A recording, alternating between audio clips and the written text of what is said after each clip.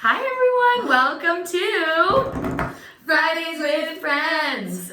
Friday with Friends is our opportunity to talk about what's going on in the market, to answer any questions you might have, so that if you have any real estate needs, we would love the opportunity to be your realtor of choice. Yes, perfect. We have an awesome topic today, guys. So Yeah. thanks for tuning in. We are giving you a quarter 3 update. We sure are. So if you have any thoughts on it, if you're watching this live, hashtag live. If you're watching this after the fact, hashtag replay so we can make sure that we do not miss any of your comments as we're going through. We so appreciate any insight or thoughts that you guys are having coming from your perspective. So feel free to add anything in. We have some great stats and some great references that we're going to be talking about today, and would love to hear from you too. Perfect. Yes, you know we love our stats. Yes, we do. So what we did in the Q2 update, if you guys remember, is we looked year over year. Mm-hmm. This Q3 update, what we're looking at is Q2 to Q3, really just so we can see how the market is changing as we're getting into, unfortunately, these winter months. I know. Well, thankfully, fall's still been beautiful. The weather's been good, so we can find joy in that. But there have been some pretty good shifts that we want to talk about. For sure. So what we want to kind of start off by, just as a quick reminder, is what we mean when we're saying buyer's market, balanced market, and seller's market. Mm-hmm. So basically a buyer's market is meaning that it's basic supply and demand. So with a buyer's market, the amount of houses on the market is high and the amount of buyers is low. So for our buyers, they're in the driver's seat. A balanced market is meaning the inventory and the amount of buyers is balanced. Yep. And then in a seller's market, the amount of houses is low and the amount of buyers is high, creating that demand for our sellers. And in this past year, in these past few years, we've been experiencing a awesome seller's market, which basically means there's not enough inventory and there's so many buyers out there that as a seller, I can literally pick and choose the buyer that I want because I'm getting multiple offers. As a buyer, you are in a kind of a challenging spot. We'll talk about some different price points in different neighborhoods where it's not as challenging to be a buyer, but you are facing those multiple offer situations. You may be putting offers in on several houses before you find the one that you're able to secure and make your own. Exactly. So historically, or not historically, but in the last few years, we have been in a seller's market. There's a ton of people, economists and real estate experts, talking about the shift. So that's something that we wanted to address today, since I'm sure a lot of you guys are hearing that maybe on the news or friends or family. So want to talk a little bit about what a shift is? Yes. So basically what a shifting market, and so the recession, right? That's what everyone's talking about, is the previous recession. People have their dates, but call it 2008-ish is when this massive recession hit us. Well, the economists say typically 7 to 10 years is this cycle of a recession. Well, in case you were wondering, we're at 12 years. Yep. So some math there. Well, 11 years. 11. Oh, yeah. I'm already like, it's 2020. Right? I still think it's like 2001, so it's fine. So when we are talking about what this shift is looking like, everyone's been saying, the shift's coming, the shift is coming, the shift is coming, but we're not necessarily seeing that. And Abby actually posted this awesome article that I love that she found, that where it talks about Rochester, yes, there is going to be a shift. That is the natural cycle, but that it's not going to hit us as hard. So tell us about that article. Exactly. So money.com listed the top 10 cities that are least likely to see a housing downturn in the next recession. And Rochester, New York, guys, was number 1. So that's insane. That's awesome. Like number 1. That's awesome. So top 5 were Raleigh, North Carolina, Cleveland, Ohio, Hartford, Connecticut, Buffalo, and Rochester. So our 2 big cities, around our markets are showing that we are going to be the most likely to handle a recession. And it probably helps that our average sale price is obviously probably on the lower end. Yeah. It helps, and of course we have taxes and all of that good stuff, which is a whole nother conversation.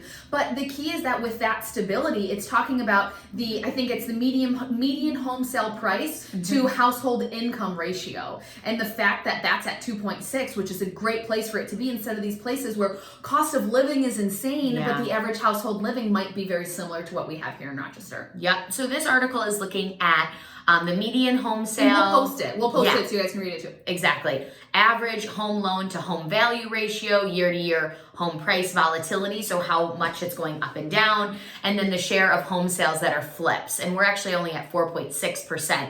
So that keeps things nice and stable too. So that's pretty cool. And I think that's kind of our overarching theme here for today is that, yes, we're going to see some numbers changing as we go into this shift, but we are in a really great place where we're not going to see it hit as hard as some of those big markets. Yeah, and even like in 2008 when we were hitting the other recession, like, yeah, we felt it here in Rochester, but it wasn't debilitating in the way that it was in, you know, in Florida, San Francisco, and Austin, and all of those big markets. So we for keep sure. We're not only are we positive about it, but it's very real, and the economists are in alignment with what we're feeling too. So Sure. I mean, just call us economists. But go Rochester NY, number one. Woohoo! I love it. Okay, so let's get into some numbers. Perfect. So some of the numbers that we reference when we're talking about what's happening in the market right now. So the first is closed sales. And the two main counties that we do most of our business in is Ontario County and Monroe County. However, we do a lot in Wayne County as well because we do like the outskirts, but we've just been finding that a lot's been happening in Wayne. So those are the three counties we're talking about, but we do service some of the other counties, but those are the ones that a lot of our clients and our following are in, so we want to make sure that we're speaking to those. Perfect. What are some numbers you saw? Okay, so, and again, this is Q2, so that's going to be April, May, June. Compared to Q3, July, August, September. Okay, so these are only 3 months. So if these numbers sound low to you, just remember we're only looking at a 3 month period of time, 1 quarter. So Q2 to Q3. In Ontario County, we did go down just a little bit in closed sales, 135 to 134. In Monroe County, we did go down in closed sales as well from 929 to 768. That's a big drop. Big drop. And then in Wayne County, we went up in sales from 80 to 102, which is a big jump for just 1 quarter. And that's why we've been doing so much in Wayne County, is because when you are lacking inventory in Monroe County, our buyers are starting to say, listen, I need a house. I'm not finding it in Monroe County. And then the conversation we're having with our clients is, are you willing to expand your search? Like, how important is it that you are in, you know, in these specific neighborhoods in Monroe County? And they start to say, hey, there's actually a lot that Wayne County can offer. And so they're increasing that. And you have to remember, with closed sales, it takes on average about 60 days to close. So these pendings are actually pendings that are happening in Q2 that are showing up in Q3. Yeah, good point. So then our inventory check-in. So this basically means houses for sale. And as we talked about in the beginning, this is a big indicator of where we're at with a buyer or a seller's market. So you want to talk a little bit about inventory? Yes. So inventory in Monroe County, our inventory, AKA how many homes are for sale, went in Monroe County from 1,169 to 1,308. So our homes for sale are actually increasing. What that is meaning to us, though, is that they're staying on the market a little bit longer. So it could be, and we're going to dig into price points, that there's specific price points where the market is hot, it is crazy, and then there's other price points where it's stagnant and you're not feeling it, as opposed to previously where the inventory was low because anyone would buy anything. So we are starting to see there's specific areas that are creating that increase in inventory in Monroe County. But I think this is the first time in several of our Friday with Friends episodes that we've ever said increasing inventory. So definitely something to keep an eye on. Again, it's by 200 houses, so nothing crazy, but definitely something for us to just keep a pulse on. Yeah, and these are the ways that it's going to show up. It's not going to show up, you know, by the time we're feeling it. You know that quote, like, by the time you're thirsty, you're already dehydrated? Yes. Like, these are some of the symptoms that you're going to start to see is this increase in inventory.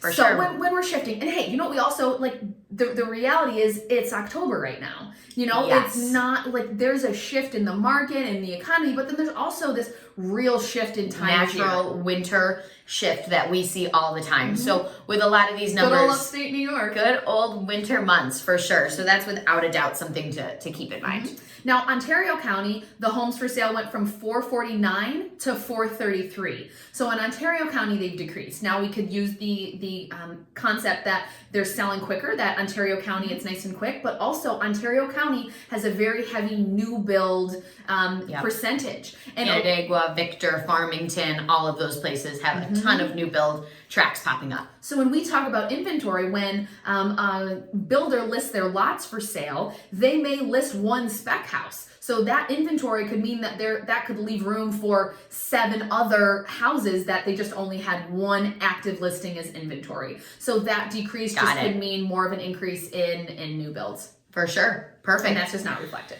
And then yes, in Wayne County, our inventory went from 223 in quarter 2 to 273. So inventory increased in Wayne County as well. And do you think it's because the prices might be increasing, right? So the more is happening in Wayne County, the prices in Wayne County are higher than they've ever been because we haven't had this kind of demand. So a lot of people maybe that weren't considering selling in Wayne are seeing that they could really get a lot for their house that that weren't able to get previously. Big bang for their buck. Oh yeah, go Wayne County. Okay, so yes, we're definitely just starting to see that our inventory for the first time isn't all drastically down, which you can only go so low for so long with inventory before the market. Sell houses, please. Yeah, before the market changes a little bit. So we are seeing that for the first time in a while. We are having, in some of our locations, an increase in inventory. And then we have our average sale prices. So we are seeing as the inventory increases from quarter 2 to quarter 3, that some of our sale prices are decreasing a little bit. And again, it could just be because we're headed into the winter. In Monroe County, we went from around 190 to 185. In Ontario County, we went from 250 to 213. It's a big drop though. Yep. And in Wayne County, we went from 159 to 143. 100,000, of course. And that is going to be, again, in the last quarter, we're seeing that a little bit of a change there. Yes, and you have to understand too, as inventory is getting higher, as inventory was getting lower, we were getting crazy prices. Yes. So when we are looking at what quarter 2 prices were, those higher numbers, that 190, the 250, 159, those higher prices, most of the time were coming from incredibly inflated sales prices. Yes. Where every single house was getting 20 offers, where if you weren't going 20 grand over asking, you weren't getting the house. So if anything, we don't necessarily feel like, oh, this is a dramatic decrease and I'm losing all of this value. We think if anything, it's more balancing out where, okay, we aren't overpaying for a house. There's no such thing as overpaying, actually. I don't want to use that term. The value was so much higher because that's what it took to get into a house. Right. And as sellers, you can say, okay, instead of maybe getting 40 offers, or that's a little much, instead of getting 15 offers, instead of getting 15 offers, we're going to get 3 or we're going to get 2, and we're just going to get closer to that true market value. Yeah. Yes, for sure. Okay, awesome. So yeah, we're definitely seeing some changes from our last quarter, and again, that has to do with maybe a larger shift. Even though Rochester was rated number 1 as most likely to handle a recession, but also just going into the winter and that changing market. So we'll talk about our average days on market. So average days on market basically means from when I list a house, how long until I'm going to be, putting it over to pending and receiving that offer. Monroe County, it increased 2 days on market. So from 15 as the average days on market to 17. Ontario County went from 36 to 34, so decreased by 2 days. And Wayne County went from 23 to 28, so increased. These are really minimal numbers that we don't think are too dramatic and tell too big of a story. But just, keeping an eye that as more houses come on the market, the days on market might increase as well. Yes. Okay, so this brings us into absorption rate, which we love absorption rate. We love absorption rate. And any nerdy folk in there, I hope out here that you're listening right now, I hope you are feeling, I hope you like this. But so basically, absorption rate is the rate at which the market absorbs the current inventory on the market. So textbook. I think that, absorbs or eliminates the inventory. So basically what happens is if I were to list my house right now, I would know that, let me back up. If I were to, on average, 12 houses in my price point, so call it between 100 and 200,000, 12 houses sell a year. So that means 1 house sells a month. If 3 houses are currently listed, that means there is currently 3 months of inventory. Okay? Yep. And the reason I'm using the example of 3 months is because if there's 3 months of inventory, so if we were to sell every single house and it would take us about 3 months to do it, that's called a balanced market.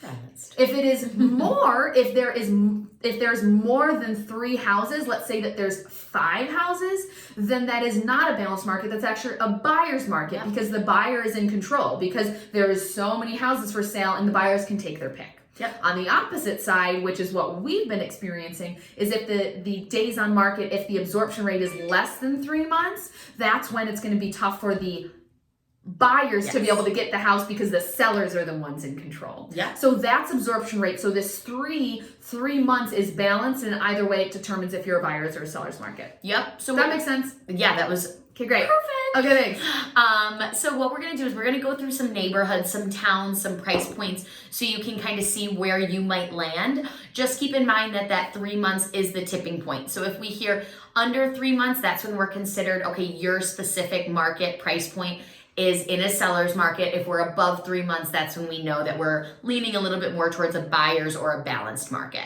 So in Canandaigua, from 150,000 to 250, we're at 2.38 months.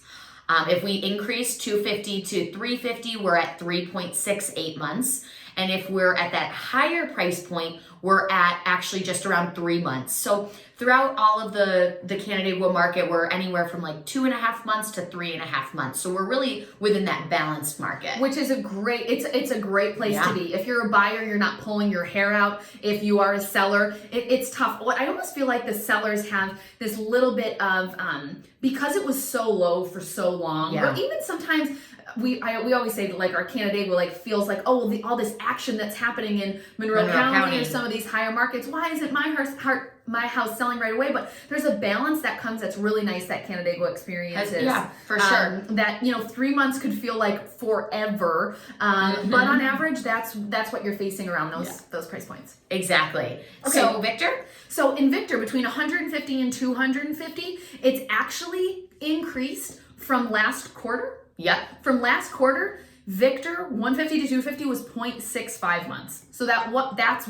means that those buyers were struggling. Yep. Buyers were just really trying to get into any house, but now it's increased to 2.57. So if you are a buyer looking in the Victor market right now, 150 to 250, you've probably seen that maybe you're not having to compete against 27 different offers. Yep. Victor 250 to 350, 1.25 months, again, lower end. And then Victor 350 to 500 is up in that 4.19 months, which means you're a little bit over 4. It's on that higher end. It's taken a little bit longer, and those buyers have a little bit more control in that higher end market in Victor. For sure. Perfect. In Penfield, we're still seeing that everything is well within a buyer's market up into our Monroe County buyers here. So Penfield 150 to 250, we are at 0.7 months. Which is why our Penfield buyers are, if you want to sell your house in Penfield, please call us. Please call us. We have so many buyers. Yes. In Penfield 250 to 350, we're right around 1 month. And this actually went up just a little bit from last quarter. Penfield 350 to 550, or 350 to 500, we're at 1.85 months, which actually went down. So even our higher end anywhere in Penfield, we're seeing you're well within a seller's market. Yes. So then we just kind of hit some other areas. So the city of Rochester is at 0.91 months. And so this is just like there's so many hot areas that are in the city that people are really feeling and seeing a strong seller's market still. For sure. In Brighton, 150 to 250, 0.79 months. Again, if you are going to sell in Brighton, please call us. Brighton 350 to 500 is 2.53 months, which actually is an increase. Last quarter, it was at 0.75 months. Yeah. So that has increased a little bit. So it's pretty cool to watch these numbers changing, and that they're up and that they're down. But overall, we're seeing strong sellers market, some areas that are stable, but we're definitely not heavy into any buyers markets at this point. Exactly. Yep, for sure. And that's, one thing to remember when people talk about, the shift and all of those things is that we are, in the grand scheme of the country, in, a medium to smaller size market. So we see that we might not feel it as strongly as some of those, other markets, like, even the city compared to the suburbs. And that's a good feeling. I mean, yes, we talk to our investor friends who really want to take advantage of a shifting market, but for the majority, for the sense of the community and for the sense of just the well-being and the finances of so many people that maybe may struggle if it is a recession, it's just so good to be able to have that kind of that baseline and that extra level of protection that can give us some security in the home buying process. So for sure. And so we'll definitely make sure that we comment below the money.com article, which is super cool. So you can check out really all of the stats and what goes into making Rochester the most likely city in America to handle a recession. I mean, come on. Pretty cool. The interest rates are still great, guys. I mean, everyone's been saying, oh, they're going to climb. And now they're like, they're not climbing. Yeah, they're not climbing. So if you guys need any recommendations, I mean, there's somewhere, high 3s, 4.0, like they're still great. Do not take it from me. Take it from a loan officer that can give you the exact specifics based off your loan and based off all of that. But just so you know, they're still looking great. So you can get a lot of house for your money, as opposed to if we do see those start to creep up. But they're still great right now and looking like they're going to stay low from all we're hearing. Awesome. Okay. I think that's it. Well, guys, I hope you loved it. I hope you love to nerd out with us every quarter. We love doing this. This is what we do naturally, and then to be able to share it with you guys and that you're finding value in it is great. If you are considering selling your house, or if you have any questions, if you're considering buying, please know we know our numbers, we know the market, and we would love the opportunity to go to work for you to help make sure that you're investing in the right way at the right time and all of that good stuff. So that's it for today, Friday with Friends. Again, Friday with Friends is our opportunity to talk about what's going on in the market so that if you have any real estate needs, real estate questions, we would love the opportunity to be your realtor of choice. We did just roll out our new website, so www.friendonyourside.com. Check it out. Let us know what you think, but be sure to tune in to our future episodes. If there's any questions you might have, let us know. But again, we're always here to help and look forward to connecting soon. Thanks, guys. Bye-bye. Thanks, guys.